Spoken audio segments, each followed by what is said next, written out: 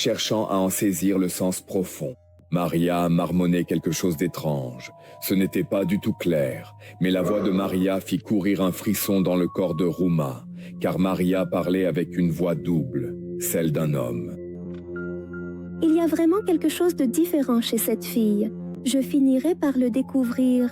Mais qu'est-ce qui se passe avec elle, au juste? On dirait qu'elle n'a pas toute sa tête. De toute façon, chacun de nous a une raison d'être ici. Elle est pourtant si belle et instruite, elle aurait pu trouver n'importe qui. Alors pourquoi est-elle venue ici? De nombreuses questions tourmentaient l'esprit de Romain, et elle était très troublée à l'idée d'en découvrir les réponses.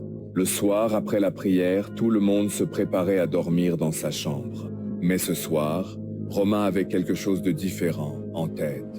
Après que tout le monde se soit endormi, elle s'est faufilée à pas de loup jusqu'à la fenêtre de la chambre de Maria et a essayé de regarder à l'intérieur.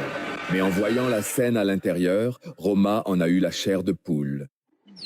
Maria était assise sur une chaise à l'intérieur, mais elle était assise d'une manière telle que l'on aurait dit que quelqu'un avait tordu et plié tout son corps de force pour la mettre là. Ses bras et ses jambes étaient complètement emmêlés. Sa tête était tournée de l'autre côté. On aurait dit qu'il n'y avait pas un être humain là, mais une poupée en caoutchouc. Soudain, Maria tourna la tête vers Romain et, cette fois, en voyant le visage de Maria, Romain poussa un cri. Autour des yeux de Maria, on voyait de profonds cercles noirs. Ses cheveux étaient affreusement éparpillés sur son visage et ses dents étaient si noires qu'on aurait dit que quelqu'un avait mis du charbon ardent dans sa bouche. En entendant le cri déchirant de Romain, Mère Agnès et les autres filles accoururent.